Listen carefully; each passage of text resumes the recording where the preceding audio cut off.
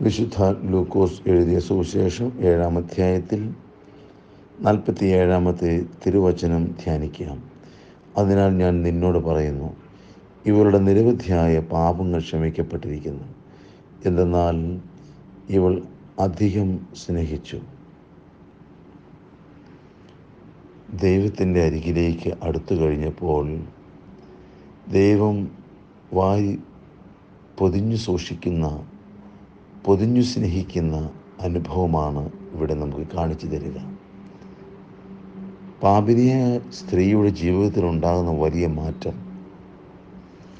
അവളോട് ദൈവം കരുണ കാണിക്കുന്ന മനോഹരമായ സന്ദർഭം. ശിമയോനെ നോക്കിക്കൊണ്ട് കർത്താവ് പറഞ്ഞ കാര്യമാണ്. പാപത്തിൽ നിന്നും പിന്തിരിഞ്ഞു, പാപങ്ങളിൽ നിന്ന് മാറി നടക്കുന്നു, പാപത്തെ വെറുക്കുന്നു എന്ന് പറയുമ്പോൾ ദൈവത്തെ സ്നേഹിക്കുന്നു എന്നുള്ളതാണ്.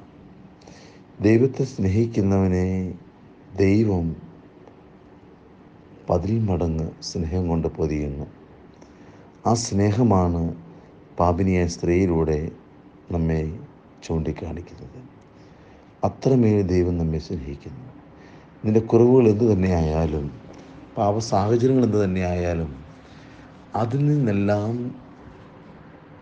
നിന്നെ പൊക്കിയെടുക്കാൻ ദൈവത്തിന് സാധിക്കും എന്നുള്ളതാണ്. ദൈവം അത്യധികം നിന്നെ സ്നേഹിക്കുന്നു. ആ സ്നേഹത്തിൽ നിലനിൽക്കാൻ നിനക്ക് സാധിക്കട്ടെ. നീ ആയിരിക്കുന്ന അവസ്ഥയിൽ നിന്ന് ആയിത്തീരേണ്ട അവസ്ഥയിലേക്ക് ഉയരാൻ നീ ആഗ്രഹിക്കുക. ദൈവത്തോട് ചേർന്ന് നിൽക്കുമ്പോൾ ദൈവം നിന്നെ അപ്രകാരം ഉയർത്തും. പിതാവിൻ്റെയും പുത്രൻ്റെയും പരിശുദ്ധാത്മാവിൻ്റെ നാമത്തിൽ നീ ദൈവത്തിന് ഏറ്റവും ഇഷ്ടമുള്ളവളാണെന്നുള്ള ബോധ്യം നിനക്കുണ്ടാകട്ടെ. നിന്നെ സ്നേഹിക്കുന്ന ദൈവം നിൻ്റെ കൂടെയുണ്ട്. ദൈവം നിന്നെ അനുഗ്രഹിക്കട്ടെ. ആമേൻ.